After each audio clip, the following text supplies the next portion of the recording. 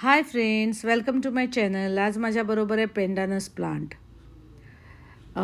हे प्लांट खूप छान दिसतं. ऑर्नामेंटल प्लांटमध्ये पण हे मोडू शकतं आणि हे एकदम रूट बाउंडेड झालं आहे आणि 3 असे एकत्र होते ते मी असं सेपरेट केलेत आणि त्याची आता मुळं पण भरपूर वाढलेली आहेत. तर ती मी कट करणार आहे, सगळी कट करते आहे, सुकी पानं वगैरे सगळी काढते आहे. छोट्याशा पॉटमध्ये होतं हे आणि त्याला गरजच होती रिपॉट करायची.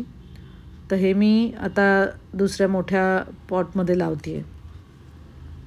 तर हे दिसायला खूप छान दिसतं आणि कायम हाच कलर असतो त्याचा आणि उन्हामध्ये पण हे छान राहतं, इवन ब्राईट लाईटमध्ये पण छान राहतं. म्हणजे तुम्ही शेड खाली ठेवलं तरीही हे छान राहतं.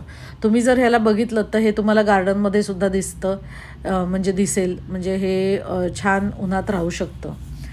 तर हे इझी टू ग्रो आहे आणि असं आपण एक लावलं की त्याच्या आजूबाजूला असे अनेक बंचेस येतात. म्हणजे नवीन नवीन त्याचे बच्चूज येतात, ते आपण काढून नवीन पॉटमध्ये लावलं की आपला अजून एक छान प्लांटचा पॉट तयार होतो.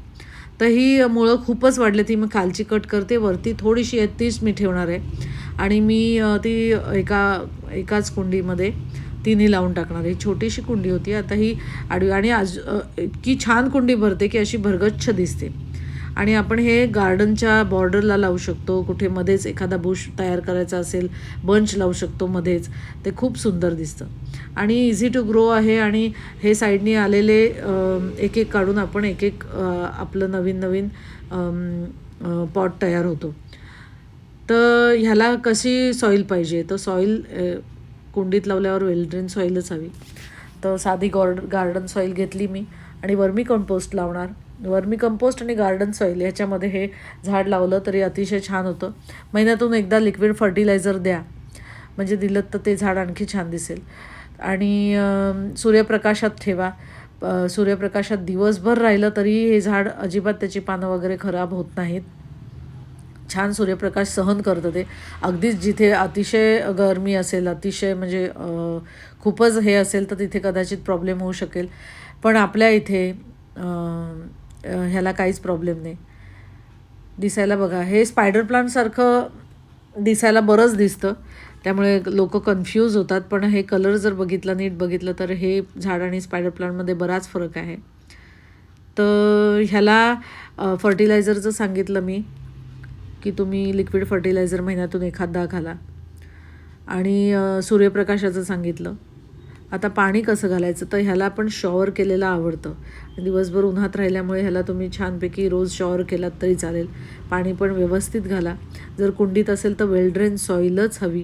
वेल ड्रेन सॉईल असेल तर, आणि कुंडी अर्थात तुम्ही शेडमध्ये ठेवत असाल किंवा घरामध्ये, इवन हे घरात पण छान राहतं. म्हणजे तुम्ही ब्राईट लाईटच्या इथे किंवा एखाद्या खिडकीच्या इथे किंवा जिथे सूर्यप्रकाश म्हणजे ब्राईट लाईट येतो अशा ठिकाणी जरी कुंडी ठेवली तरी तिथे हे झाड छान होतं.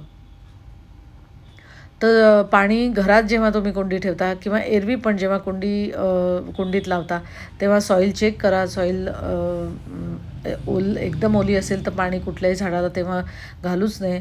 सॉईल नेहमी चेक करूनच पाणी घालावं.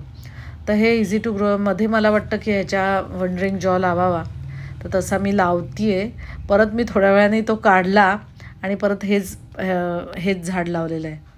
हेही मध्ये छान दिसत होतं, पण परत मी काढलं ते आणि परत मध्ये हेच झाड लावलं, कारण एकाच कुंडीमध्ये ऑलरेडी 3 झालेले होते.